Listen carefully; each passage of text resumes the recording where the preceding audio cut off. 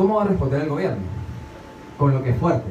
Y el gobierno obviamente tiene muchísima más fuerza de represión que nosotros los opositores. Entonces ese no es el terreno cómodo para nosotros. Por ejemplo, si yo voy a competir con Mike Tyson, imagínense que Mike Tyson y yo estamos enamorados de la misma mujer. Disculpen, no traen el tema de la mujer. Pero ok, imagínense que estamos enamorados de la misma mujer. Yo le voy a pedir a Mike Tyson que nos entremos a golpes. Evidentemente no, o sea, ustedes me están viendo, obviamente no le puedo ganar a Mike Tyson. Pero si yo me pongo con Mike a decirle, mira, vamos a hacer una competencia de poesía, ahí tal vez yo gane. Y esa es la estrategia de la lucha no violenta. Buscar poner al oponente en el lugar donde él no está cómodo. Por una idea que nace, bueno, llevamos más o menos 200 años con esa idea del liberalismo, de el gobierno, su legitimidad no reside en ningún poder divino, no reside en él mismo, sino que reside en la legitimidad que le da el pueblo que lo sostiene. Claro, hay mecanismos de defensa como son las Fuerzas Armadas, como es el orden público, pero en un fin último, lo que sostiene un gobierno es la obediencia. Es cuando nosotros decidimos pagar impuestos, es cuando nosotros decidimos seguir las órdenes o las ordenanzas que da el gobierno. Y la desobediencia civil es una manera de lucha no violenta. Así seguimos. Entonces, ¿cuál es la estrategia aquí? Bueno, al final no es una visión tan hippie como que, bueno, Maduro se sintió mal porque tiene una tasa de aprobación de 15%. No, pero empiezan a haber quiebres internos. Empiezan a haber quiebres internos como lo que pasó con Luis Ortega Díaz, como lo que pasó con Benavides, como lo que pasó con muchísimos militares que ya se están saliendo porque no se sienten identificados o no sienten que la cosa va para allá. Hay un artículo muy interesante que salió hace poco, lo escribió Natalia Quiroga Sáez para Efecto Cucuyo, que dice 57% de la protesta es represión. Y ahí uno se pone a pensar, bueno, ¿cómo son nuestras protestas normalmente? Llega un montón de gente, bueno, hay estudios que dicen que el 20% de la población venezolana ha estado al menos una vez en las protestas. Entonces, viene la protesta, encontramos un piquete, y el piquete empieza a reprimir. Y después pasan como 4 o 5 horas que se queda un grupito pequeño de los guerreros, los luchadores. Y aquí cualquier persona que tenga dos dedos de frente me va a decir, mira, pero ¿esto es resistencia violenta o no violenta? Porque al final sí hay gente tirando piedras. Y la respuesta que creo que hay que dar es, sí, habrá gente así, pero no es la mayoría. Y eso pasa en todos los países del mundo. Hasta si se ponen a buscar, por ejemplo, Martin Luther King también tenía las Panteras Negras, también tenía Malcolm X, que era un tipo que agarraba y se caía a golpes con los blancos de Estados Unidos. También Gandhi tuvo sus frentes violentos. Es una cosa que normalmente va a ocurrir. Lo importante es cómo se minimiza la visibilidad de ese grupo, que es la justificación del gobierno para reprimir y para matar, literalmente. Entonces, ¿cómo podemos seguir con ese punto? Las personas, no todos protestamos de la misma manera. O sea, todo el tema de la lucha no violenta es agarrar. Por ejemplo, si yo voy a pedirle a mi mamá salir, yo le pregunto, o sea, yo voy a lavar primero los platos, yo voy a hacer la ropa primero, yo no le voy a pedir cuando esté grabado. Entonces todo el tema de la lucha no violenta es hacer el suficiente peso para que cuando yo me tenga que poner a negociar con esta persona, yo tenga peso en la balanza y la negociación salga para mi lado. Pero ¿quién es que se pone a negociar? ¿Somos nosotros la gente que está en la calle? ¿O somos nosotros los intelectuales o la gente que está discutiendo esto? No, son los políticos. Y por eso yo regaño y nos parece que está medio mal esta despolitización y esta satanización de la política, porque al final son roles distintos. Lo importante es ejercer la suficiente presión para que los intereses no sean solo partidarios, sino para que se sigan unos intereses que sean los intereses comunes. Y ahí va el tema de cómo entramos nosotros en el rol de la sociedad civil. Porque es como pensar, mira, no todos podemos tener el mismo juego. Así como un partido no gana con 10 Messi, sino que tienes que tener defensas, tienes que tener arqueros, tienes que tener gente que está haciendo cosas distintas. Y el rol de Sin Mordaza hasta ahora se divide en dos partes. Sin Mordaza es conocido porque hace 10 años fue el cierre. Sin Mordaza es conocido porque hace 10 años fue el cierre de RCTV y literalmente fue una cuestión moral. ¿Qué hacemos? O sea, nos cerraron, nos vamos a quedar callados, nos vamos a quedar con una mordaza. No, hay que protestar de la manera que podamos hacerlo. No a todo el mundo le gusta ir a la calle, porque hay gente que le da miedo, hay gente que también tiene otros roles más intelectuales y hay gente que es artística. Y la expresión artística también es una manera de protestar. Y lo importante aquí no es deslegitimizar a las personas que andan en otros tipos de protestas, sino impulsarlos. Porque al final lo importante de la protesta, de cada uno de nuestro rol, es cumplir con que haya una desaprobación moral del gobierno. En el momento en que tú pegas un póster de arte y una persona lo ve, bueno, ya se escuchó otra vez, sí, en el momento en que tú pegas un póster de arte y alguien que está en la protesta o haciendo el otro no lo ve, él dice, oye, esto es una lucha que todo el mundo me apoya. Es como cuando llegas a la casa Y tu abuelo o tu tío te dice, wow, tú eres la esperanza, tú estás en esto. Y el tema es que nos apoyamos de maneras distintas y que buscamos espacios para crecer y para trabajar en conjunto, para que no haya una normalización de lo que está pasando. Y el segundo tema que trabaja Simolaza es cómo podemos trabajar con los 2 o 3 millones de personas que están afuera en el exterior. Mucho se piensa que la gente que se fue del país lo abandonó por completo, y creo que no hay premisa más falsa que esa. Hay tanta gente afuera que está dispuesta a ayudar en la ayuda humanitaria, en protestas mundiales o dando cartas a los embajadores, que tiene un rol muy importante. Yo pongo un ejemplo histórico que me parece muy relevante. En la batalla de independencia nosotros no pensamos mucho en todo el lobby internacional que se hizo. Por ejemplo, cuando a Bolívar le toca ir a Inglaterra, Bolívar no conocía a ninguna de las personas importantes allá, no iban a conseguir financiamiento, no iba a conseguir aliados. Pero ¿quién sí llevaba 11 años haciendo lobby por la libertad de Venezuela? Francisco de Miranda, en Grafton Street. Y yo creo que ese es el rol de los internacionales, de las personas que se fueron del país, hacer el lobby para poder nosotros tener un mayor impacto y para poder nosotros trabajar de una manera en conjunto con las cosas que aquí no se pueden hacer, pero afuera sí. Y al final yo creo que esto es una invitación a buscar los espacios donde uno se siente más cómodo protestando. Hay personas que tienen talentos distintos, hay gente que le gusta hacer poesía, bueno, lo pueden mandar, hay gente que le gusta hacer radio y le gusta denunciar los derechos humanos por ahí, hay gente que le gusta hacer informes y defender los derechos humanos por ahí, hay gente que usa el Twitter como un medio. Y el tema es buscar en qué soy yo lo mejor y cómo puedo yo aportar al país. Esa es la reflexión que podríamos dar desde Simolaza de cómo la lucha no violenta puede ayudar a la constituyente. Y en el tema de la constituyente, para decirlo muy cortamente, en 15 días empiezan los centros de votación. Una pregunta muy simple, ¿ustedes creen que el gobierno tiene la capacidad para instaurar 14.000 centros de votación?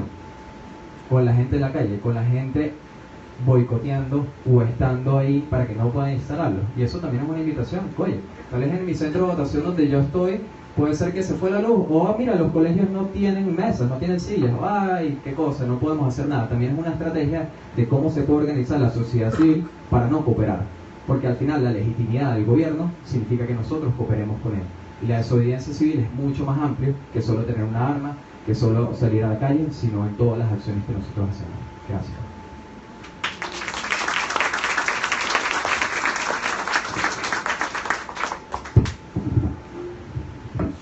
Buenas tardes, ¿cómo están? Soy Melario Escobar, director de Redes Ayuda y codirector de Humano Derecho Radio Estación. Nosotros, de las organizaciones de la sociedad civil, hemos venido advirtiendo los peligros de que la constituyente avance.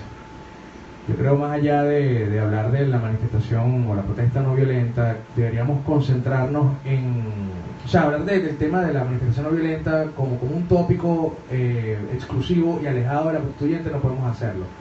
Creo que en estas últimas semanas debemos enfocarnos en cómo hacemos que todas estas manifestaciones que hemos venido desarrollando en las calles, que el pueblo de Venezuela ha demostrado con tanta fuerza durante estos más de 80 días de manifestación, y como venimos haciéndolo desde hace muchos años, puede crear una incidencia real ante la amenaza constituyente. Creo que es el momento de que nosotros como sociedad apliquemos todas las fuerzas para evitar que eso pase. Que la constituyente suceda, que la constituyente progrese, va a significar renunciar a la vida como la conocemos. Y no estoy hablando del coco, es algo que está tangible, es darle de alguna forma legitimidad a la manera en la que Maduro y todo el gabinete de personas de la dictadura ha manejado el país. Es la forma de institucionalizar la miseria, institucionalizar la represión, institucionalizar el crimen, la corrupción, todo lo malo, es tener a Maduro para siempre. Palabras cortas, creo que como sociedad civil es el momento de que nos paremos frente a esta arbitrariedad tan grande. No podemos quedarnos solamente con que los organismos internacionales condenen, no podemos quedarnos solamente en nuestras cuadras haciendo una tranca o con nuestras pancartas. Tenemos que encargarnos de que si vamos a hacer eso, le informemos al que está pasando qué es lo que nos viene y por qué tenemos que activarnos. Hay un plan por parte del escenario político en el cual se pretende hacer un llamado a todas las personas que tienen algún tipo de mando sobre los posibles centros de votación, para que no colaboren en instaurar las mesas de votación para la constituyente y en todo el proceso de la constituyente. Eso me parece, está bien, yo entiendo a los políticos, pero me parece que es muy difícil pedirle eso a una sola persona o a una institución sin el respaldo de la comunidad donde se encuentra ese sitio. Porque fácilmente el gobierno puede tomar cualquier tipo de represalia contra esa institución y contra esa persona que tome la decisión de no cooperar. Es nuestro deber, si estamos en desacuerdo con el proceso constituyente, apegarnos a ese llamado y darle respaldo a las personas que no decidan cooperar poniendo su sitio como un centro de votación.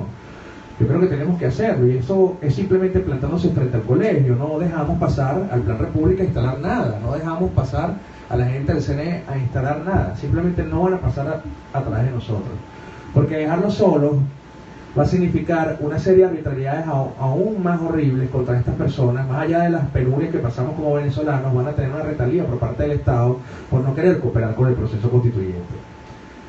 Asimismo, creo que debemos también ser un poco más nobles con las diferentes expresiones de manifestaciones que se han propuesto por diferentes actores políticos y diferentes actores sociales.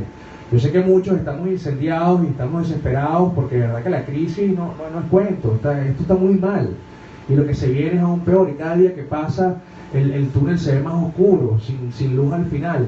Pero tenemos que ser un poco más nobles con las propuestas de manifestaciones. O sea, la forma, miren, yo no soy fanático de Ramón Muchacho, ni mucho menos, y realmente, de verdad, o sea, y por muchas cosas que les puedo hacer lista del 2014 para acá, pero la forma en la que fue agredido por simplemente hacer eco de una propuesta de la sociedad civil, porque la propuesta de la manifestación por Instagram no se le ocurrió a Ramón Muchacho sentado en su despacho. A él le llegó la propuesta, le pareció chévere, y oye, él es un tipo que tiene una cantidad de seguidores bastante respetable y quiso de alguna forma potenciar la propuesta que había de hacer una manifestación por Instagram. Y la gente se incendió y le cayó insulto, que cómo es posible que a esta altura del partido estemos haciendo una protesta por Instagram. Pero bueno, ¿pero por qué no? ¿Pero por qué no? Si todo el día estuvimos en la calle, si todo el día estuvimos quejándonos por Twitter, si todo el día estuvimos en la calle manifestando llevando sol, ¿por qué en la noche no podemos hacer un pase de bandera de una ventana a otra por Instagram, para que las personas que están afuera, que nos siguen, las personas que no están acá, puedan participar también en la manifestación? ¿O es que acaso, como decía mi amigo de Simordazo, es que acaso los que se fueron no son venezolanos o no tienen derecho a hacer incidencia a lo que está pasando acá? Esto es una forma de colaborar. Tenemos que ser un poquito más nobles con las propuestas de manifestaciones, porque se los digo, o sea, no creo que me vaya a equivocar, pero dudo que algún político vaya a salir por Twitter: bueno, mañana salimos a matarnos, vengan a buscar su metralleta que tenemos una para cada uno. Yo dudo que eso vaya a pasar. O sea, de hecho, los políticos, para salvarse de salud, lo primero que hacen cuando hay una medio candelita: rechazamos los hechos de violencia, esos son infiltrados. O sea, entonces no esperen que los políticos reaccionen como la desesperación de nosotros como pueblo pueda en un imaginario desear que actúe. Tenemos que ser un poco más nobles, un poco más comedidos y tratar de participar en la mayor cantidad de demostraciones posibles de desagrado contra lo que está pasando. Yo creo que hemos demostrado fielmente que somos una oposición pacífica. O sea, nada dice más que somos pacíficos que cuando llegamos a una marcha hay 300 personas sacándose selfie. O sea, yo no veo un síntoma de ser pacífico más grande que un poco de gente haciendo esto. Aquí contra la dictadura, de verdad. O sea, y no es burla, que es lo peor. No es burla. Es que si fuéramos violentos estaríamos sacándonos selfies en las marchas, o estaría un muchachito con su violín echándole pichón para que los guardias escuchen el himno nacional. O no sé, es más, si las manifestaciones no fuesen pacíficas, ¿ustedes creen que las personas de la tercera edad asistirían de esta manera tan activa, tan presente a una marcha? Que a pesar de que saben que hay represión, están del lado de la manifestación y asisten sin miedo. Si la manifestación tuviese una característica violenta, si la manifestación tuviese una característica donde todo el mundo estuviera pendiente de quemar el país, yo no creo que una persona que quizás no está en las mismas condiciones, una persona un poco más joven que puede salir corriendo fácilmente, se expondría de esa manera ante una situación de caos y de control. O las hermanas, las monjitas, etcétera, los padres también, que tienen cierta edad, que no pueden reaccionar igual que una persona un poco más joven, oye, están ahí en la manifestación. Eso habla de la característica pacífica de la manifestación. Entonces no entiendo esa dualidad del internet cuando cuando nos ponemos muy bravos porque alguien hace una propuesta pacífica o hagamos una canción por Venezuela. Bueno, ¿hasta cuándo las cancioncitas? Vale, aquí no, aquí que esta gente no sale con canciones, sale contigo. O sea, ¿qué pasa?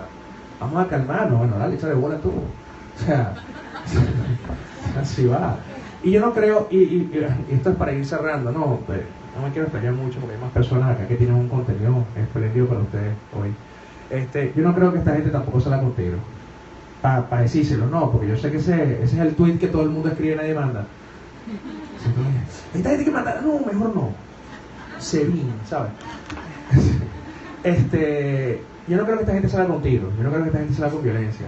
Yo creo que lo que hemos venido haciendo, demostrando nuestro carácter pacífico como sociedad civil, es lo que ha dejado al descubierto a esta dictadura, a este régimen, a este gobierno, como represores, como corruptos, como ladrones, como asesinos, como violadores de derechos humanos, no solamente para la opinión interna, sino para la opinión internacional.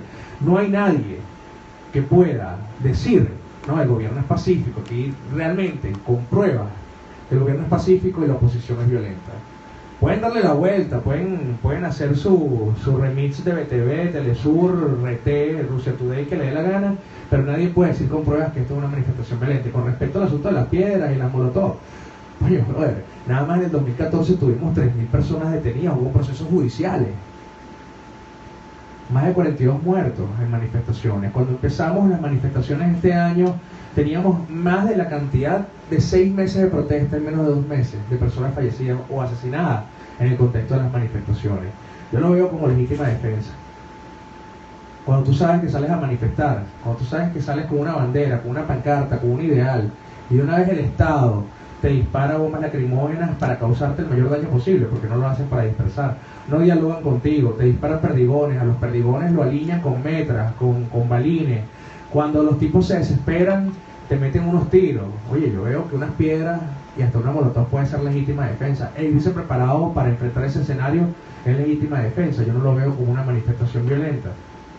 Sobre todo cuando ha sido el Estado el que ha cerrado todos los caminos pacíficos, constitucionales y democráticos para que la sociedad civil se exprese, al no permitir elecciones, al no permitir las manifestaciones, al no permitir que la Constitución se cumpla. Entonces, le dejo esa reflexión. Primero, no le den plata a estos chamos que están ahí. Eso no son. Segundo, no pidan tiros cuando siempre hemos sido Candy Candy. O sea, aquí hemos sido una gran masa de personas pacíficas que salen a tomarse fotos en la marcha. No echa tiros. Que no somos malandros. De hecho, una de las cosas que estamos pidiendo es que cese el AMPA, que cese la violencia, que cese los insultos, que cese los descalificativos. No seamos nosotros los que empecemos a pedir que eso suceda para acomodarnos nosotros, porque seríamos un chavista más. Y nada, gracias.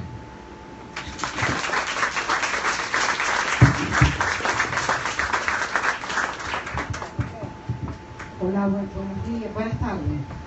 Yo me voy a parar porque soy bajita y entonces ¿No te quieres sentar? No. Se puede doblar. No, al contrario, me quiero parar porque para que me vean. Sí, yo. Quizás el movimiento no le gusta. ¿Está bien? Sí. Bueno, agradecer la presencia de todos ustedes aquí. Para nosotros un domingo a las 3 de la tarde, cuando deberíamos estar con la familia, viendo una película, comiendo cotufa, en el cine, pues estamos aquí, pensando qué es lo que está pasando. Estoy tratando. Ahí vamos. ¿Aló? Ajá. Pensando. Bueno. Sí, tú dices.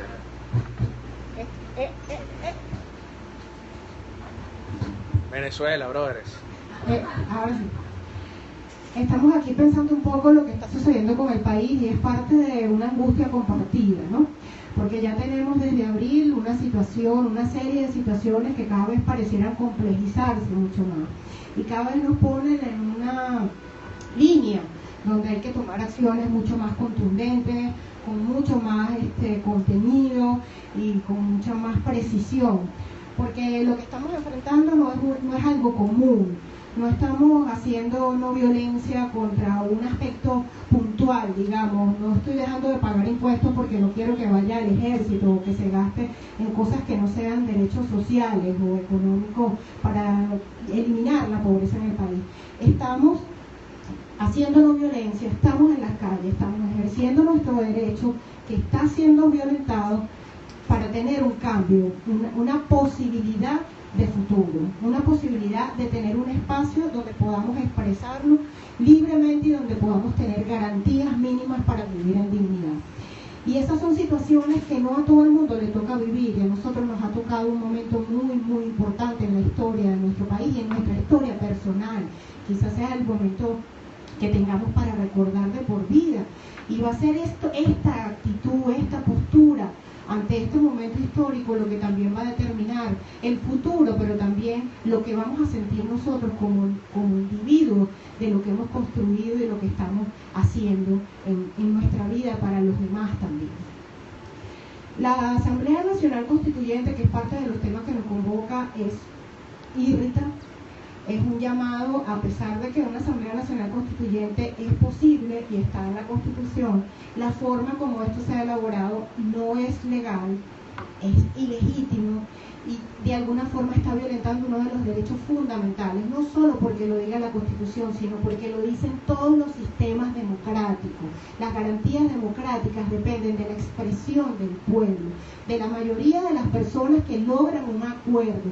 Y ese gran acuerdo es mucho más importante cuanto refiere a lo que es el Estado, al sistema que nos va a gobernar y sobre todo a nuestra Carta Magna, a esa gran contrato social que va a permitir que vivamos con mejoría. La Asamblea Nacional Constituyente no es otra cosa que es inventarse un pueblo y un Estado que ya no es el que le sirve a los que están mandando. No es otra cosa que la necesidad de perpetuarse en el poder construyendo estructuras que les sirvan, que les sean manejables y con un único pueblo que les represente y que ellos puedan dominar para dominar al resto de la población. Es decir, nosotros no tenemos un futuro de libertad y de garantías en una Asamblea Nacional Constituyente en algo que desconocemos. Mucha gente dice que lo que se va a imponer es el Estado comunal. Yo no tengo certeza de eso. Yo creo que lo que puede suceder ni siquiera tiene que ver con lo que conocemos con socialismo o con comunismo. Así como nunca supimos qué era el socialismo del siglo XXI, que era una entelequia que todos los días tenía un significado diferente, y un día estábamos pidiendo unas cosas y otro día otra, y un día estábamos peleados con uno y otro con otro. Esto es exactamente igual y peor. Y peor porque no tenemos garantía de poder tener la libertad de expresarnos y de hacer contrapeso ante esto. La Asamblea Nacional Constituyente es plenipotenciaria. Todos los poderes, todos, quedan sujetos a lo que digan estos nuevos asambleístas, a lo que determinen estas personas. Y son ellos, aun cuando nos prometan que la nueva Constitución va a pasar por una elección, por una consulta popular, eso no va a depender del presidente ni del CNE, al igual que no va a depender la elección de gobernadores, porque ni siquiera sabemos si el próximo estado que ellos van a crear va a tener gobernaciones, ni alcaldía, ni municipio, sino que vamos a tener comunas o otra cosa. Entonces, no es cualquier cosa lo que nos estamos enfrentando.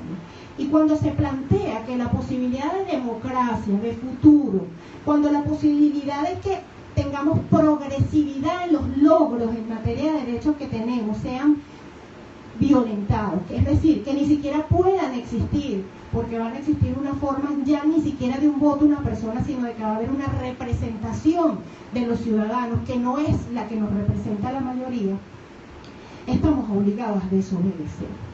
Estamos obligados a desobedecer. Y es una desobediencia civil, comprometida con lo que nosotros estamos defendiendo, que son los principios de la democracia, del sistema democrático, de las libertades, de los derechos para todos, de la equidad, de la igualdad. Es nuestro compromiso como ciudadanos, es un compromiso libertario. Quizás el mayor compromiso libertario que hayamos tenido en nuestra historia reciente o la que nos ha tocado vivir. Porque cuando se decretó la nueva Constitución, no se dio en base al exterminio, a la posibilidad de limitar las garantías y las posibilidades de vida y de libertad de otras personas. Se dio en un proceso totalmente diferente. Y nos gustara o no en ese momento, la Constitución que tenemos ahora no es la Constitución que va a regir adelante y no va a ser mejor. Esta Constitución es mucho mejor de lo que se espera o se promete que va a ser el futuro para todos nosotros. Independientemente de que no es perfecta, de que sí tiene que tener cambios, de que sí puede ser modificada, pero para progresar en libertad y en derechos, no para minimizarlo.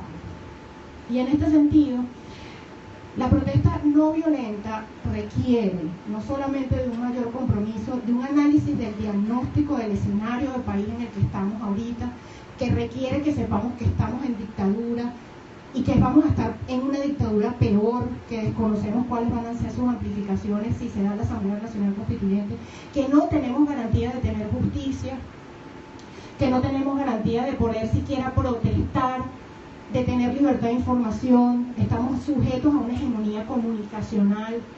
Entonces, si esto es ahora, imagínense ustedes con un gobierno a través de una Asamblea Nacional Constituyente donde nosotros perdemos la voz, la palabra, incluso la existencia como la conocemos ahora. La protesta no violenta es el mayor compromiso. Es más fácil ser violento que ser no violento. Es mayor acudir a las armas, a la agresión, a la descalificación, que asumir que tienes la razón. Y que es indeclinable tu voluntad de asirte a lo que te hace ser humano para no convertirte en un inhumano, en un agresor, en un violador de derechos humanos o en un criminal. Y en ese sentido es el mayor compromiso que tenemos. No solamente porque la gente diga que es cierto, que las luchas no violentas tienen mayores y mejores resultados, no solamente para quienes las llevan a cabo, sino para el crecimiento de la humanidad, sino porque es real, es lo único que nos puede convertir en mejores personas, no solamente en el accionar ahora, sino en el futuro. Si estamos diciendo que nos están planteando un futuro donde no tenemos cabida, nosotros tenemos que pelear por el futuro, donde todos, los chavistas críticos, los que no tienen ningún tipo de postura política, y nosotros, y esta diferencia que somos nosotros, que es mucha también, tengamos la posibilidad de existir y coexistir. Yo quería decir que nosotros tenemos que entender que estamos en un momento donde todo lo que se ha hecho, que es muy bueno, se tiene que mejorar y se tiene que hacer de manera masiva y se tiene que hacer de manera disciplinada. Yo entiendo que los políticos han establecido un cronograma de acciones que tiene que ver con la fecha cuando se van a instalar las elecciones, que tiene que ver con el 5 de julio, que tiene que ver con algunos pasos en los que todos tenemos que sumar con estas convocatorias a protestas masivas. Pero tenemos que entender una cosa muy importante. Nuestra responsabilidad con la democracia es ahora, es en todos los espacios. Si antes pensábamos que no podíamos convencer a nuestro familiar chavista, es hora de hacer nuestro último esfuerzo, de convencerlo de que tiene que ponerse del lado de la Constitución, no del lado mío, no del lado de la oposición, no del lado de Capriles o de Leopoldo, del lado de los derechos, de la garantía de libertad. Es nuestro último momento de convencerlo de forma generosa también, de brindarle un espacio para que pueda expresarse.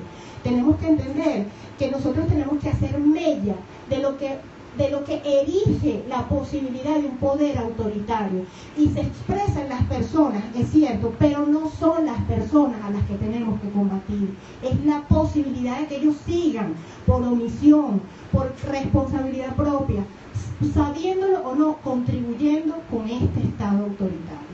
Y eso hay que evidenciarlo. Esa es la lucha que tenemos, esa es la lucha no violenta. ¿Cómo poder hacer mella en la vergüenza de contribuir con que otros sean discriminados, excluidos? ¿Cómo hacer mella en la vergüenza que tiene todo ser humano de que no quiero ser parte de algo que va a comprometer la vida en equidad, en igualdad de otro ser humano? Y eso no se hace con gritos, ni con palos, ni con balas. Eso se hace con la cabeza, con contenido. Y posiblemente no vamos a convencer a nadie, o posiblemente vamos a convencer a muchos, pero tenemos que hacer el esfuerzo.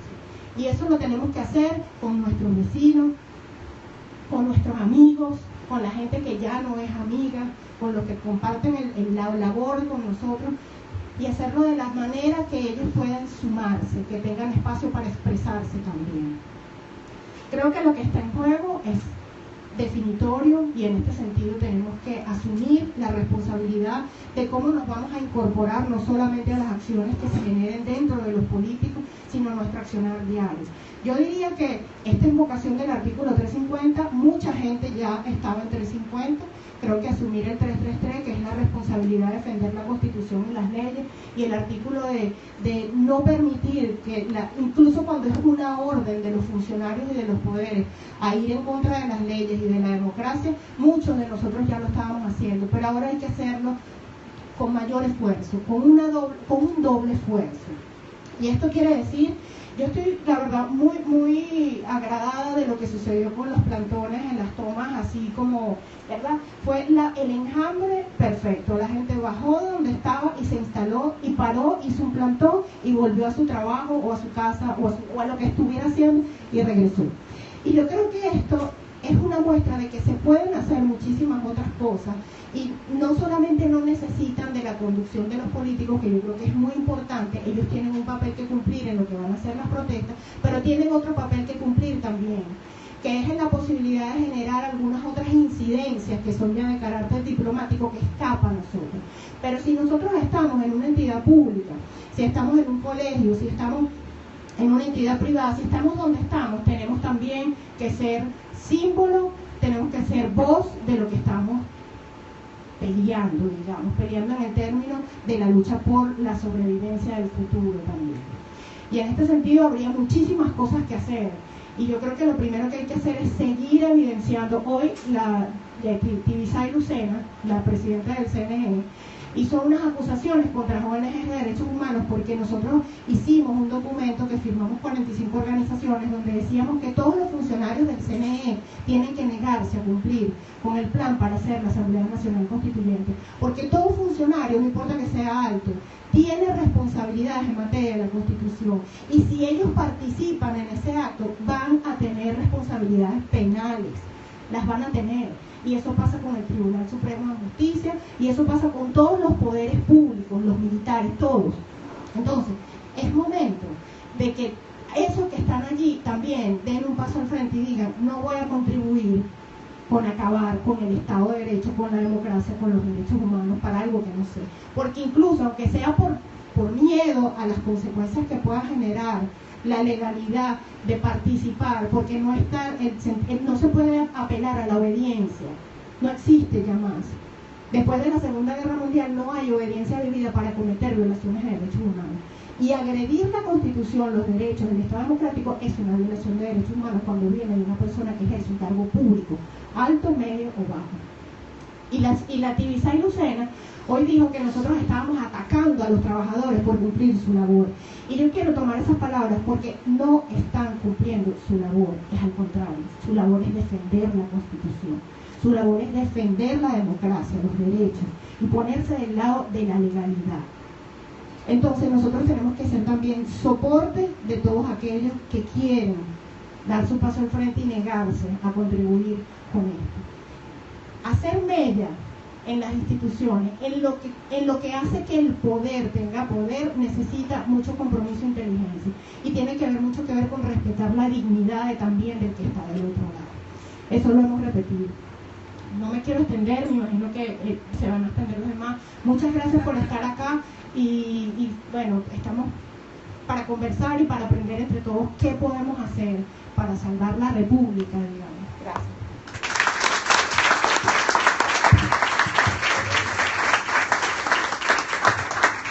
Muy buenas tardes, Rafael Uzcategui de Provea. Sí, nosotros queríamos insistir para comenzar sobre la gravedad del momento actual. ¿Aló? Porque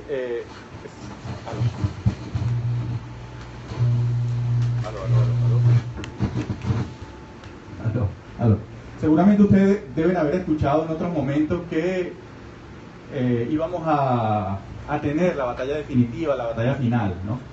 En las otras elecciones siempre las citas electorales se plantearon como una batalla épica, como la batalla final, como el fin del mundo, ¿no? Pero por supuesto nosotros no estábamos de acuerdo con eso, con esa mirada apocalíptica de los procesos electorales de los años anteriores, pero ahora sí quizás nos hemos anestesiado un poco en momentos en que precisamente el lobo ha llegado y que la gravedad del momento sí amerita pensar el 30 de julio como una fecha bien grave y bien definitiva, ¿no? Porque aquí, como han dicho mis compañeros, el problema no es que de allí salga una asamblea, una nueva carta magna que en algún momento tenga que ser votada y seguramente va a ser rechazada, sino el gran problema va a ser los tiempos en los cuales esta Asamblea Nacional Constituyente va a estar en vigencia, ¿no? Entonces precisamente ese es el gran problema, el tiempo en el cual esta Asamblea Constituyente va a estar en funciones, y como incluso lo han dicho personas como Maripili Hernández, va a tener poderes absolutos. Así que la Asamblea Constituyente del 99 duró 6 meses, y ya algunos voceros del oficialismo han anunciado que podría durar hasta 2 o 3 años, en los cuales no tendríamos, por supuesto, muchas de las posibilidades que sí tenemos hoy en día. Entonces sí estamos en presencia de una lucha que es existencial.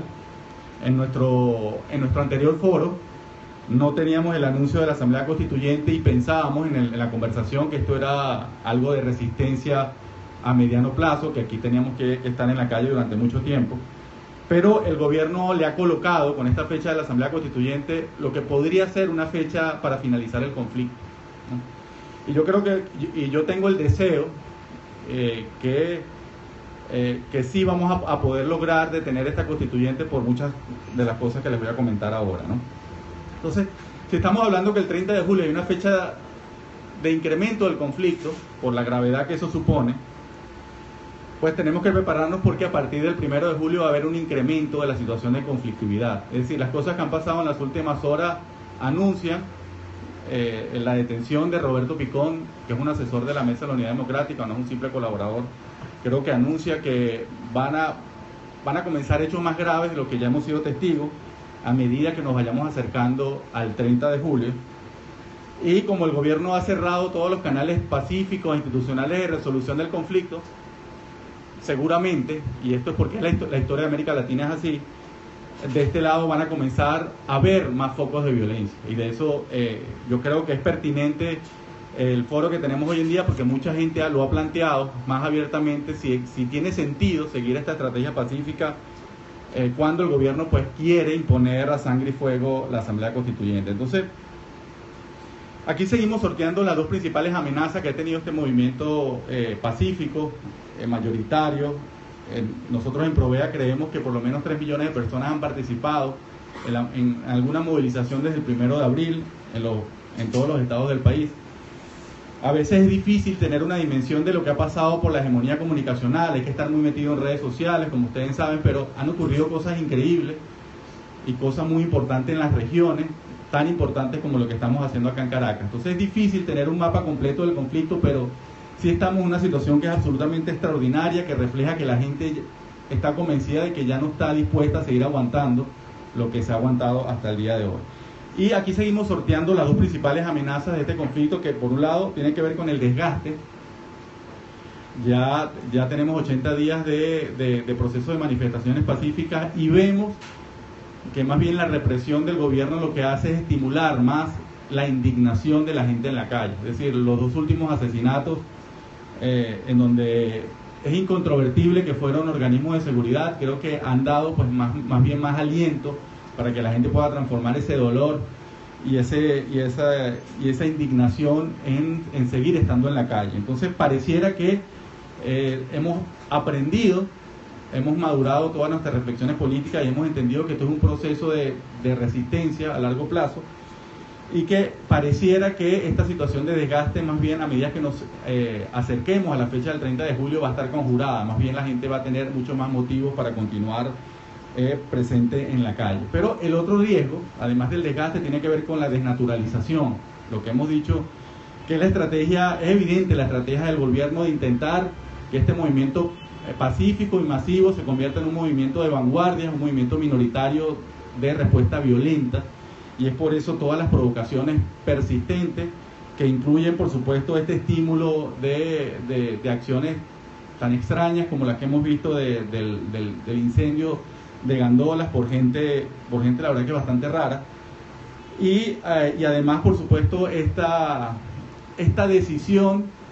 Fíjense que hemos ganado tanto con este proceso masivo de protesta pacífica que el gobierno decidió sacrificar el último baluarte que le quedaba como proyecto bolivariano, el último baluarte positivo, que era la Constitución de 1999. Es decir, la desesperación es tan grande para detener este movimiento que se ha decidido sacrificar la Constitución de 1999, sabiendo que eso va, y como lo está generando, fracturas y debilitamientos internos, divisiones internas. Fíjense que hoy Provea esté siguiendo la cuenta de Evan Bollinger, que ha sido una persona que ha criminalizado tanto el trabajo de las organizaciones de derechos humanos, cuando está comenzando a cuestionar la legitimidad de esta constituyente. Entonces fíjense que por supuesto ellos tienen visualización de escenarios, costos-beneficios, ellos saben que esa decisión los iba a dividir a lo interno, pero era el único resquicio pseudo-legal que les quedaba,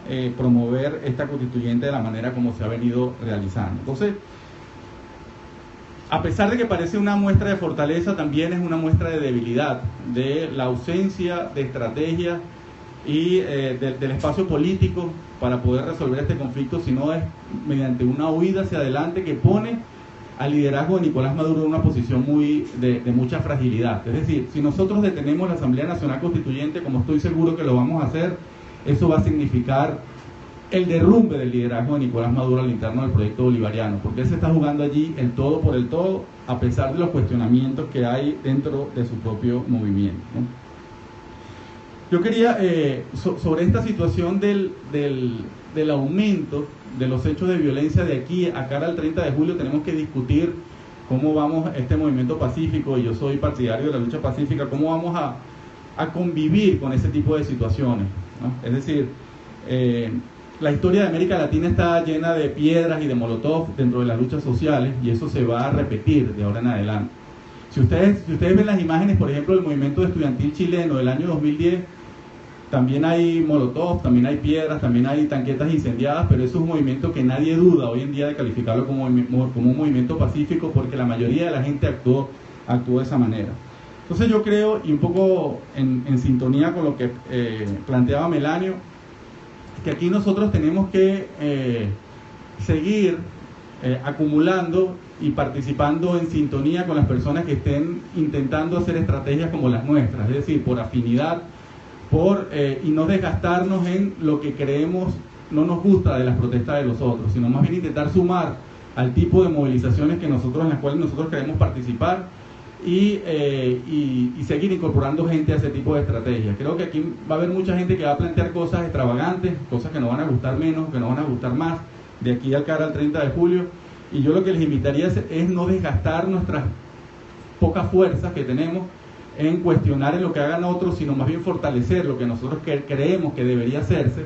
Y bueno, los hechos de violencia, dejarlos aislados, o los grupos que promuevan los apóstoles a la violencia, dejarlos aislados, y seguir insistiendo que no representan a la totalidad de este movimiento. Pero además que ahí se dan situaciones muy complejas. Allí no solamente hay infiltrados, sino que también hay gente que piensa que ese es el camino.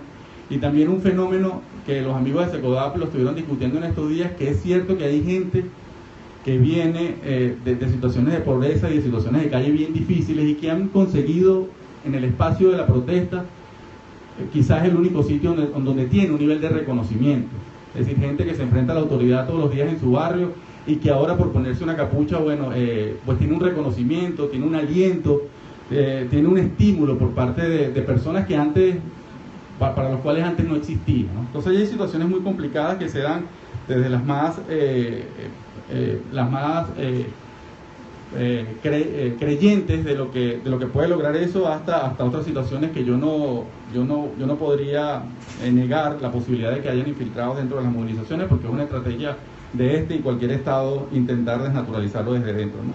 Entonces, yo lo que invitaría sería que de ahora en adelante sintonicemos con las personas que quieran hacer estrategias pacíficas como las nuestras, bien sea por mecanismos creativos o por otro tipo de mecanismos de movilización, y no caer en lo que es una de las estrategias del gobierno, es intentar que este movimiento se divida y que dedique la poca fuerza que tiene para intentar cuestionarse o enfrentarse entre sí a lo interno, ¿no? Hay otra situación que también les quería comentar que tiene que ver con, esto es una confrontación que va a diferentes niveles y una de ellas es el discurso, la confrontación semántica. Hemos logrado posicionar que este gobierno es una dictadura a nivel internacional, así como lo hicieron los peruanos bajo los tiempos de Fujimori. ¿Aló? ¿Aló? Sí, Casi. ¿Aló? Dale cariño. Bueno. Como la ouija. Aló. Bueno, aló. Pulmón, viejo. Sí.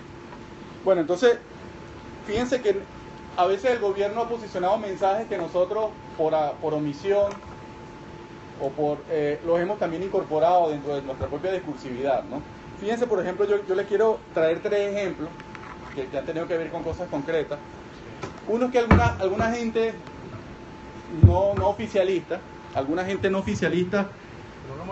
ha justificado de alguna manera la agresión que han tenido los jóvenes que han estado confrontando a los militares en la ¿cómo se llama? En la Carlota, ¿no? Porque es una base militar. Hay gente que ha planteado, bueno, pero si tú agredes una base militar vas a tener consecuencias, eso es un delito militar que va a tener consecuencias. Así que yo quiero ser aquí suficientemente claro en decir que, por un lado, los estándares internacionales en materia de derechos humanos son muy claros en que ni siquiera, y fíjense lo interesante es, ni siquiera cuando civiles cometan llamados delitos militares tienen que ser juzgados bajo tribunales militares. Fíjense que la izquierda durante los 70 y los 80 peleó muchísimo para que las personas que se habían alzado en armas no fueran juzgadas en tribunales militares. Y precisamente cuando se logró esto, fue en una sentencia de la Corte Interamericana de Derechos Humanos contra un chileno que había participado en el movimiento Tupac Amaru dentro del Perú y que había secuestrado y que había asesinado personas mediante esa estrategia del secuestro para obtener dinero para poder comprar armas. Fue juzgado por tribunales militares y los tribunales militares en un juicio exprés, los tribunales sin rostro, en apenas 3 horas lo sentenciaron a cadena perpetua, ¿no? Entonces fíjense que se peleó muchísimo para que esa persona volviera a ser juzgada en los tribunales civiles, a pesar de, bueno, de todos porque aquí no se estaba hablando de impunidad, sino que ese no era el tribunal que debía haberlo juzgado. Y efectivamente hubo una sentencia de la Corte Interamericana de Derechos Humanos que se convirtió en precedente, es decir, a partir de allí, eso es el referente principal, que esa persona tenía que haber sido juzgada por tribunales civiles. Efectivamente se hizo después de que Perú llegó a la democracia. A él lo sentenciaron a 23 años de prisión y salió en libertad el año pasado, ¿no? Después de cumplir todo su tiempo de prisión. Entonces fíjense que aquí hay que rechazar lo que ha sugerido el defensor del pueblo y algunas personas, creo que mal informadas, acerca de que si se están cometiendo delitos militares, los militares tienen que actuar. Entonces eso hay que cuestionarlo, hay que rechazarlo de todas las formas y seguir, como el caso de Roberto Picón, que está ahorita privado de libertad en un recinto militar, solidarizarse con todas las personas que han sido, que están siendo juzgadas bajo los tribunales militares, ¿no? Lo otro tiene que ver con el tema de las violencias en plural. Hay alguna gente que intenta estar más por encima del bien y del mal y ahora tiene un discurso que dice, bueno, es que hay que rechazar a todas las violencias en plural, porque el gobierno es violento, pero es que la oposición también es violenta, entonces yo me pongo más encima de ellos dos y yo rechazo las violencias en plural, ¿no? Yo creo que aquí no se puede comparar el poderío de la institucionalidad de la violencia por parte del Estado contra lo que cualquier manifestante de manera aislada o de manera focalizada pudiera hacer, bien sea quemando una tanqueta o lanzando una piedra o respondiendo de esa manera, ¿no? Aquí la violencia estructural, la violencia viene del Estado y todas las personas que han sido asesinadas, inclusive en el caso de que se demostrara de que algunos jóvenes han muerto porque han cargado un mortero, eso es una consecuencia de un contexto. Si este contexto de ausencia de democracia no existiera, esos jóvenes no estuvieran en la calle y no estuvieran protestando de la manera que lo vienen haciendo. Entonces sí, evidentemente hay hechos que se deberían investigar y se deberían sancionar, pero aquí no podemos poner a los dos bandos de la misma manera. Eso es lo que en Argentina se llamó la teoría de los dos demonios. Intentar decir que el terrorismo de Estado era equivalente, o el terrorismo o la lucha armada o la lucha insurgente de los ciudadanos era equivalente al terrorismo de Estado. Eso ni siquiera en el caso del Perú, que tuvimos la guerrilla más cruenta de América Latina, con Sendero Luminoso, los organismos internacionales de derechos humanos saben que la principal violencia estructurada e institucionalizada proviene del Estado, ¿no? Entonces aquí, bueno, yo quería llamar la atención acerca de ese discurso que a mí en lo personal me molesta mucho, y que yo creo que la única polarización que tenemos ahora no es entre el chavismo y la oposición. Ahorita yo creo que la situación ha cambiado tanto que la polarización que existe ahora es entre defensores de la democracia y defensores de la dictadura. Así que, por otro lado, creo que también hay una fantasía que tiene mucha gente, y sobre todo gente que va muy poco a las protestas, sobre que los barrios no bajan a la protesta. Yo creo que cuando uno revisa la composición de clase, para decirlo en términos marxistas, de las personas que han sido asesinadas, uno puede ver de sus orígenes humildes, y es por eso que el símbolo de Neomar Lander es tan costoso para el gobierno, ¿no? Un muchacho que viene de Menca de Leoni, precisamente, que después fue rebautizada como 27 de febrero, el sitio emblemático de la insurgencia del Caracazo, o como lo queramos llamar, y que además estaba allí de manera recurrente, y que además declaró todas las razones que tenía para estar allí,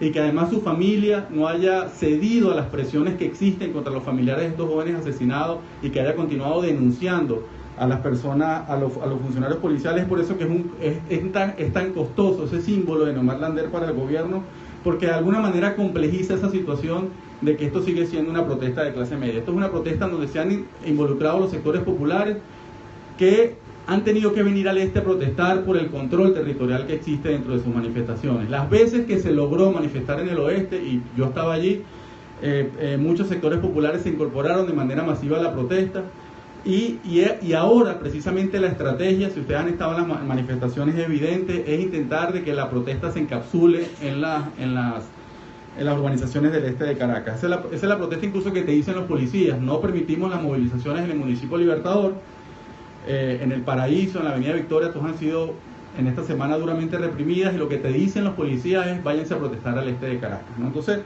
porque eso reforzaría el discurso que especialmente quiere seguir vendiendo el Ejecutivo Nacional a niveles internacionales, que estaríamos en una situación que es similar o que es la misma del año 2014, y como ustedes saben es muy diferente. Entonces, los barrios están presentes, y fíjense que si la fantasía se cumpliera, la fantasía que tiene mucha gente, cuando se cumplió fue el pasado 19 de abril, cuando hubo los saqueos en el oeste de Caracas, y todo el mundo la misma gente que decía, no, es que los barrios no bajan, cuando los barrios bajaron a su manera, con su subjetividad y con su manera de estar y de protestar, los bienpensantes se espantaron.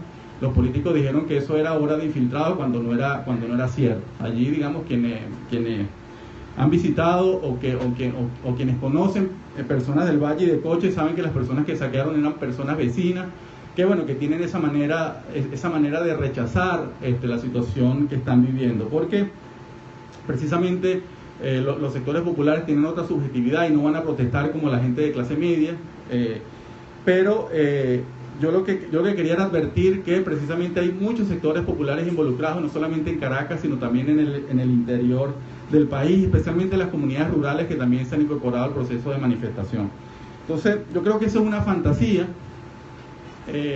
que hay que conjurar, además, porque cada vez que la gente la repite, lo que está es fortaleciendo el mensaje del gobierno, que esto sigue siendo una protesta de élites o una protesta exclusivamente de clase media, ¿no? Lo último, bueno, yo sí creo que vamos a impedir la imposición constituyente, precisamente porque fíjense que ahora, del lado de quienes antagonizamos con el proyecto bolivariano, hemos asumido la defensa de la Constitución de 1999. Fíjense, el gobierno decidió sacrificarla, y este sector del movimiento decidió defenderla. Entonces tenemos un activo que es muy importante para poder continuar sumando a mucha gente que tiene sus dudas por diferentes razones en sumarse de manera pública a esta manifestación. Cuando nosotros conversamos con empleados de la administración pública, y trabajadores del Consejo Nacional Electoral, muchos de ellos están en profundo desacuerdo con lo que está sucediendo. Han sido víctimas de diferentes presiones y de diferentes chantajes que además tienen que ver con esa visceralidad con los que algunos opinadores por Twitter hacen cada vez que a un chavista crítico, un chavista democrático decide deslindarse del gobierno, ¿no? Entonces aquí yo creo que hay que seguir siendo estratégico. Todo lo que sume la debilitación de este modelo de dominación, pues habrá que saludarlo, incorporarlo a este proceso de indignación ciudadana, independientemente que tengamos más afinidades con algunos que con otros, ¿no? Entonces yo creo que aquí hay dos cosas, hay dos mensajes importantes. Uno tiene que ver con el artículo 25. Efectivamente, allí la Constitución penaliza a todas las personas que, incluyendo con el argumento de que están haciendo órdenes superiores, estén haciendo actos en contra de la Constitución y los derechos que están allí expresados. Yo creo que ahí tenemos un activo bien importante y no es fortuito que hoy Tibisay Lucena se haya referido precisamente a ese mensaje. Y lo otro, yo creo que tenemos un reto, un desafío. Creo que tenemos 15 días de pedagogía y a partir del 15 de julio viene un momento de aumento de la confrontación de cara al 30 de julio. Y en estos 15 días de pedagogía creo que tenemos el desafío de los públicos que conocen poco o que conocen menos sobre todas las dimensiones de la gravedad del momento actual. Yo creo que hay que buscar las maneras de informarlos. Yo creo que una estrategia que deberíamos hacer es llevar las informaciones que circulan por Twitter al resto de redes sociales que sí tienen una mayor participación de gente que no es adicta a la tecnología, ¿no? Por ejemplo, en Facebook o las redes de WhatsApp. Yo creo que tenemos que seguir difundiendo por allí mucha información que circula muy ágilmente por Twitter, pero que se queda allí y que deberíamos ver cómo la llevamos a otras plataformas para que la mayor cantidad de gente conozca las informaciones que por allí suceden. Y por supuesto el tipo de activismo tradicional, lamentablemente la situación de crisis económica nos impide hacer volantes y hacer cosas como quisiéramos, pero yo creo que con hablar en voz alta, en una cola, en un sitio donde estén otras personas acerca de estas situaciones, el boca a boca, el seguir evidenciando en los sitios en los que nosotros estemos, bueno, por los mecanismos rudimentarios y analógicos que conozcamos, creo que es muy importante para intentar sumar la mayor cantidad de gente pues a este movimiento pacífico de protesta. Yo creo que a pesar de los temores, porque si esto es una amenaza cierta y real, creo que sí vamos a detener. Creo que este movimiento ciudadano va a ser recordado como hoy recordamos a la primavera árabe, como hoy recordamos a los indignados, como hoy recordamos a los 15M españoles, y mucha gente no tiene los ojos puestos en Venezuela. Gente que estudia con seriedad el tema de movimientos sociales está viendo con mucho interés lo que aquí está pasando, y desde lejos te dicen todo lo que está haciendo el gobierno son señales de debilidad. Es evidente que el gobierno está en una crisis terminal. Lo que pasa es que es diferente cuando uno vive la tragedia a lo interno que cuando uno tiene la posibilidad de verlo a la distancia. Pero sí, mi mensaje es de aliento. Yo creo que vamos a poder recomponer una democracia que sea inclusiva, que sea donde también reflexionemos sobre muchas de los errores que se cometieron en los últimos años, sobre el tema de discriminación, exclusiones, pero yo creo que ahora estamos en un buen momento para hacerlo. Muchas gracias.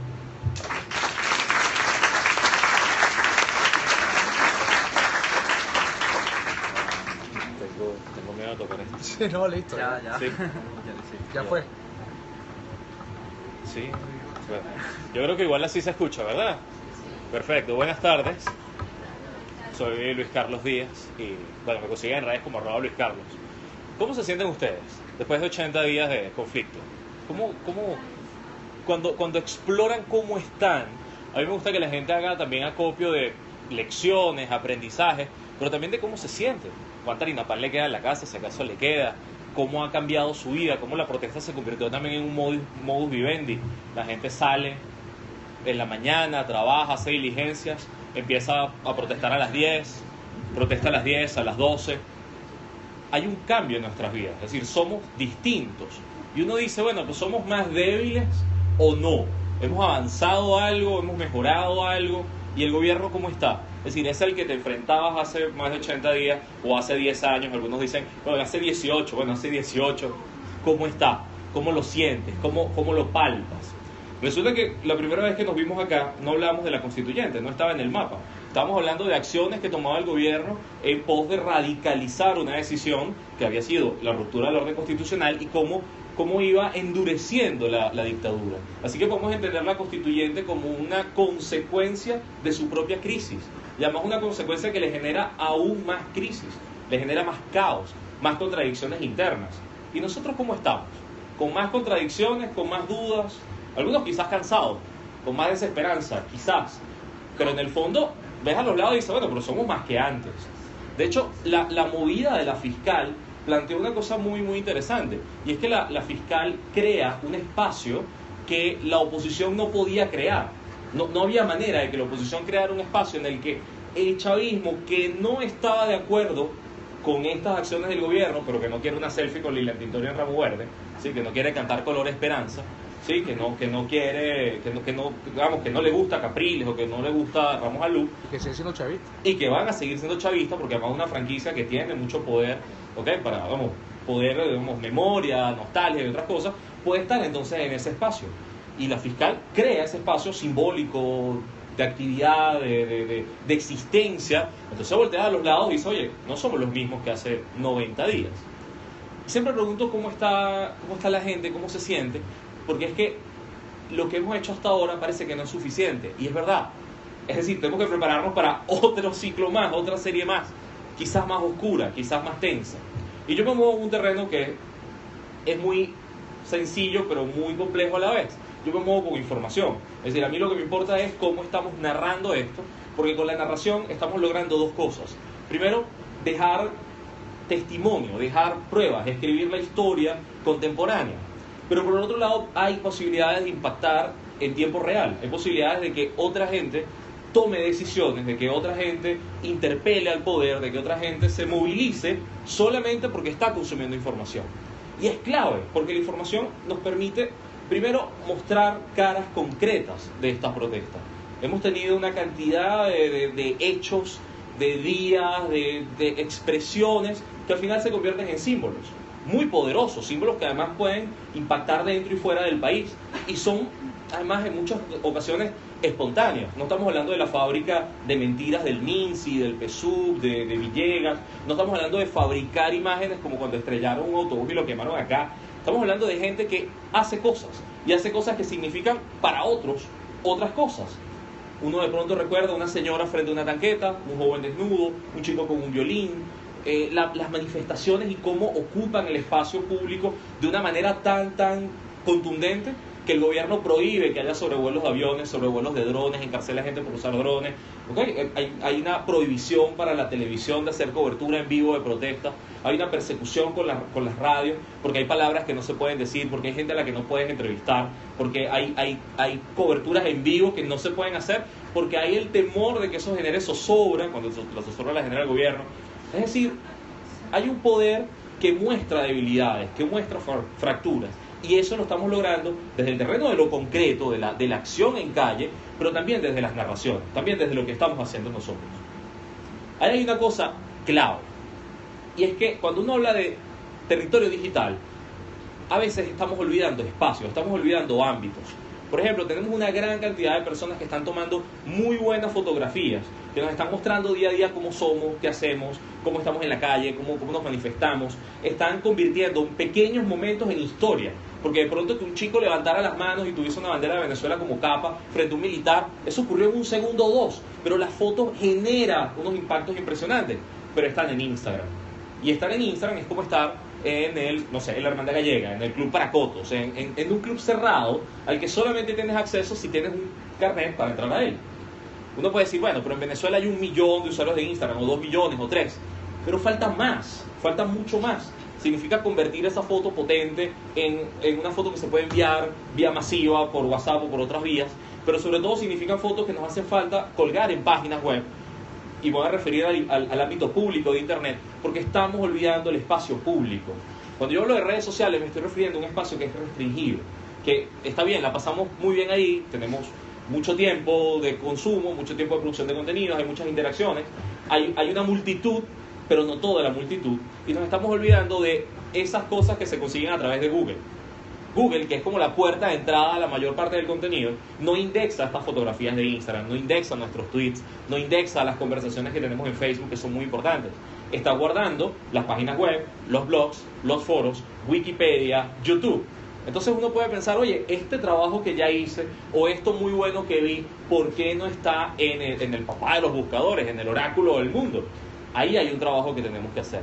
Y ese trabajo es un poquito más fuerte que el que hemos hecho hasta ahora. Significa escribir historias, significa poder tener nuestro espacio digital colonizado, controlado por nosotros, no en manos de una empresa privada que aloja contenido, sino en nuestras manos, de manera que esas fotografías cuando uno busca en Google aparezcan, de manera que cuando la gente busque en Wikipedia Venezuela, protestas en Venezuela, esté allí. Cualquiera de nosotros puede colaborar en escribir esas historias porque son plataformas abiertas, son plataformas que te permiten impactar.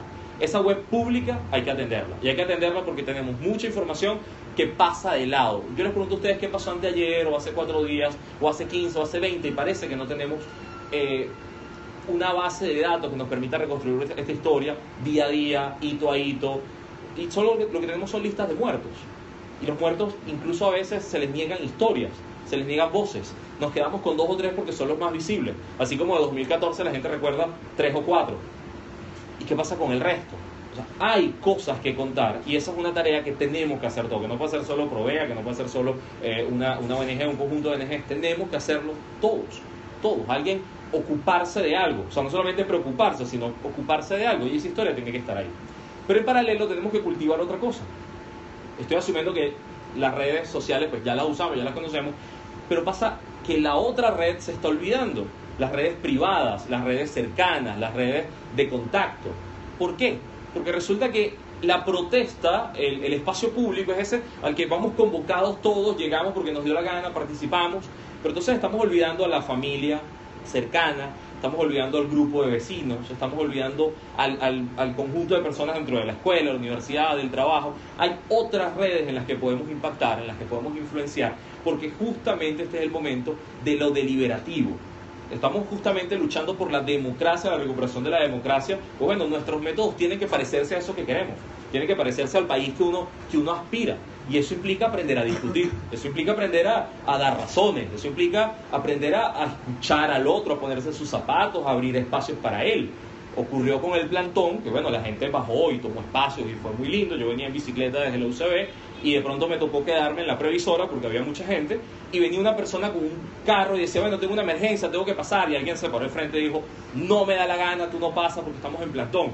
Yo podía agarrar la bici e irme y echarle el cuento como qué horribles somos cuando nos convertimos en unos tiranos, en unos pequeños chavecitos y qué feo cuando la gente se convierte en lo que critica, esto totalitarista. Pero resulta que no, quedándote 5 o 10 minutos más, podíamos ver, y fue lo que ocurrió allí, que la persona que decía no me da la gana, de pronto escucha al del carro, el del carro da mejores razones que gritar y pegarle al volante, no le tiró el carro encima a nadie, por fortuna.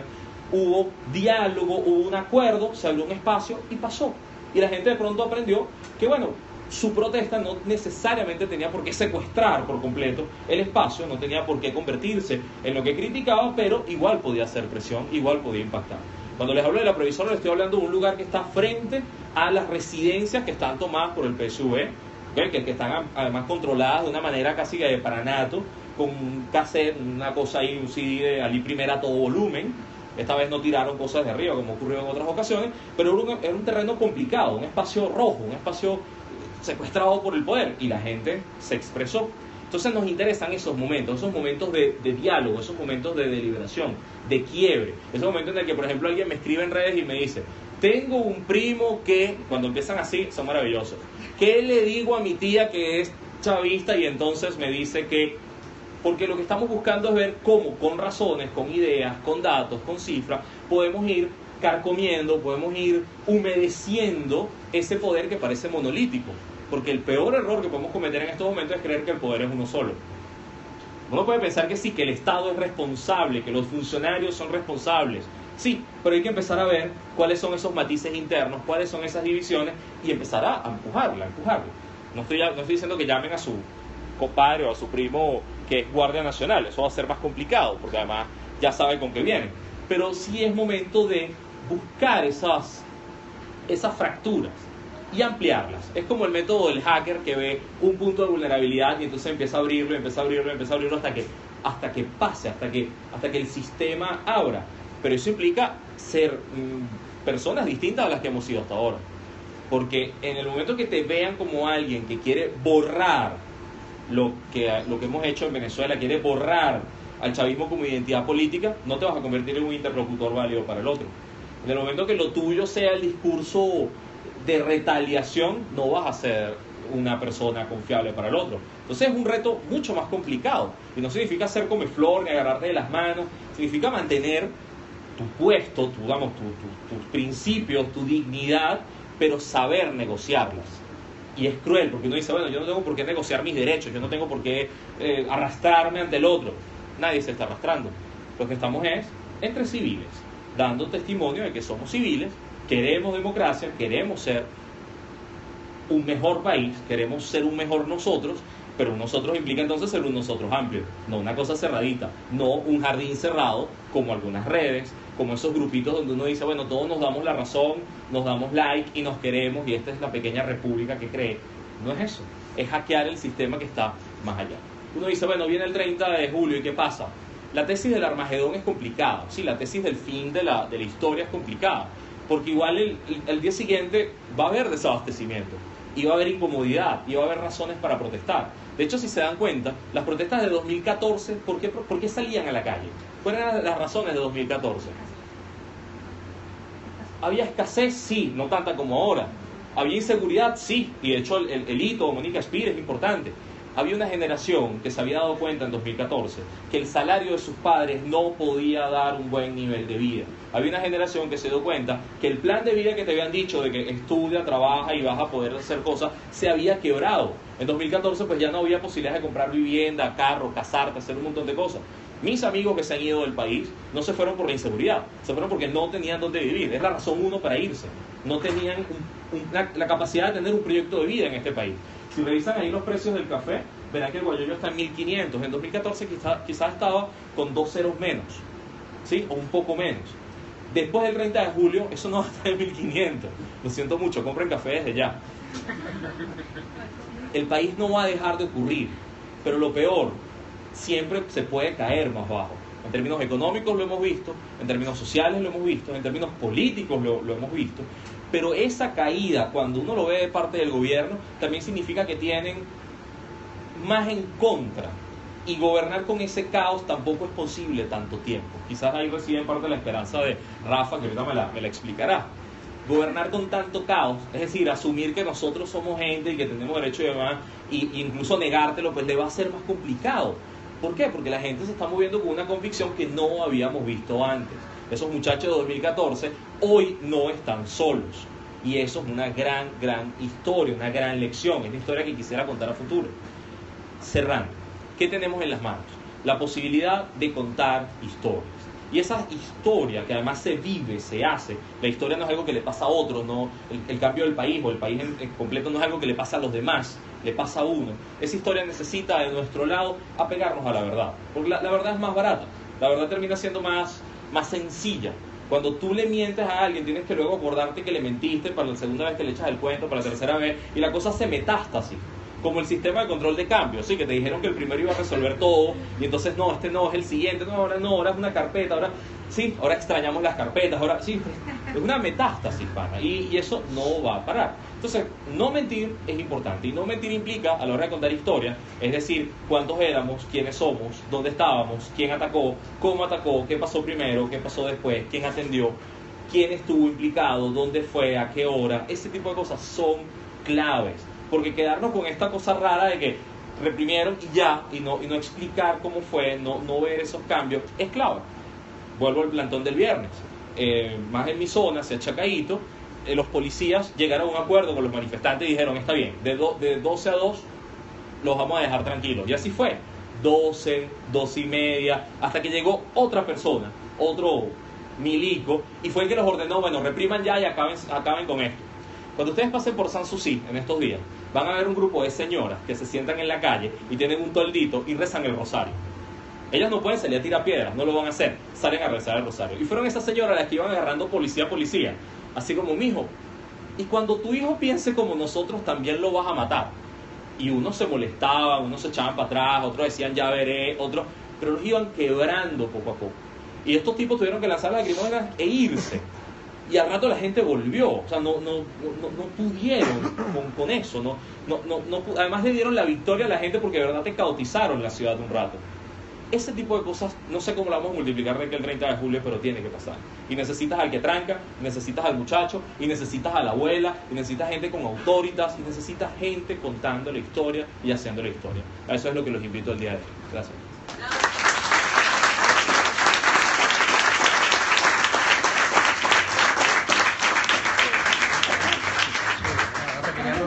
Sí, si quieren tomar el micrófono o pararse y hablar bastante duro y hacer preguntas o comentarios. Sí, yo creo que mejor lo gritan y ya. Sin tocar el micrófono. Bueno, pero... Yo quería comentar las crónicas de Roberto Mata en ese sentido. Son excelentes porque tocan el aspecto humano que sensibiliza pues, al más afectado, ¿no? Y creo que ese tipo de situaciones es importante. Me preocupa por otro lado el lenguaje, porque por ejemplo el término caído, indudablemente que remite a guerra. Y yo creo que debemos reflexionar si es eso lo que realmente queremos expresar y si es este juego, si es esa la semántica narrativa pues la que queremos, en la que queremos manejarla o nos corresponde inventar y posicionar algo más justo y necesario.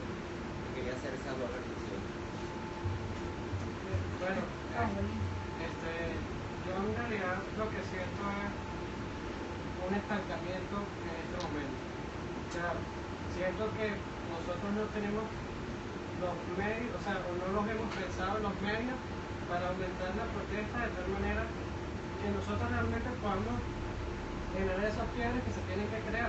Porque todos estamos hablando de que tienen que generarse quiebres. Pero tenemos 30 días para generar los quiebres en caso de que sea apocalíptico y en caso de que no sea apocalíptico, ver qué es lo que vamos a hacer después. Porque ese es un problema que nosotros hemos tenido. Cuando pasó lo de la constituyente, ¿qué sabíamos nosotros? Al día anterior salió Julio Borges por lo menos diciendo que iban a hacer la constituyente. Pero no teníamos ningún plan, o sea, no había nada planeado para qué pasa si realmente se termina la ley. Entonces, a mí me preocupa que no logremos terminar de generar los quiebres en estos 30 días.